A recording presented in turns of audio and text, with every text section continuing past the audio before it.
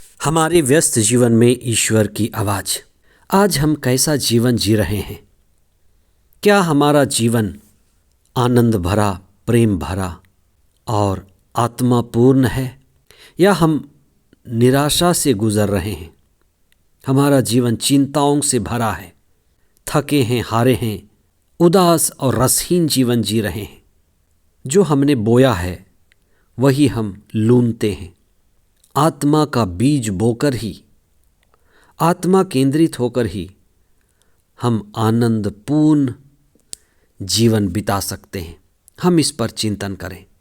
आगमन का तीसरा सप्ताह 21 दिसंबर 2024 शनिवार। पहला पाठ नबी सफानाया का ग्रंथ अध्याय 3 पद संख्याएं 14 से 18 तक, और संत लूकस का सुसमाचार अध्याय 1 पद संख्याएं 39 से 45 तक।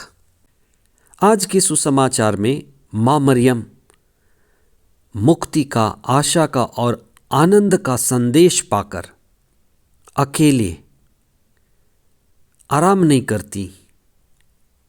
अपना समय सुरक्षा में और खुद को बचाने में नहीं, लेकिन अपनी संबंधी एलिजाबेथ के घर जाकर उनकी सेवा करने लग जाती हैं। वहाँ जाकर दो आत्मापूर्ण और आनंद से भरी हुई महिलाओं का मिलन होता है। वे एक दूसरे का अभिवादन स्वीकार करती हैं, जिससे वहाँ का सारा माहौल आनंदमय हो जाता है। जब दो आत्मापूर्ण और आनंदित व्यक्ति मिलते हैं तो ये बड़ा सौभाग्य है।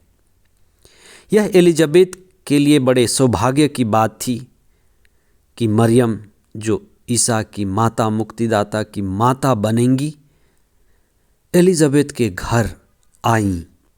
माँ मरियम के लिए भी यह सीखने का समय रहा होगा, क्योंकि वह एलिजाबेथ से कई चीज़ें सीखी होंगी। वह पहली बार माँ बन रही थी।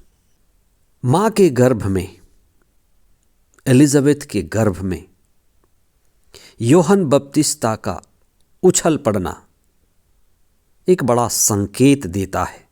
यह आनंद और उल्लास का संकेत है।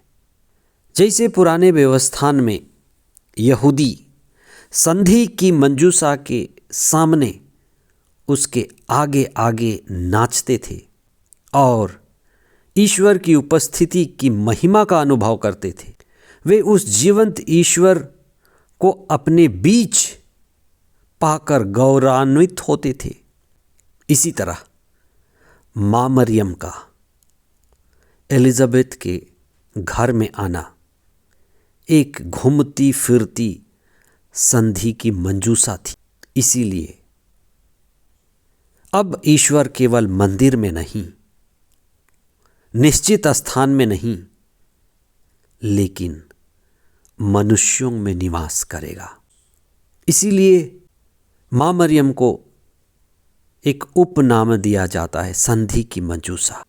हम इस रहस्य को समझें, इस पर चिंतन करें, कुछ समय मौन हो जाएं। इम्मानुएल, ईश्वर हमारे साथ है। माँ मरियम के द्वारा ईश्वर इस दुनिया में आए, जिसे दिव्यता का ईश्वरीय राज्य हमारे बीच ला सके। आमीन।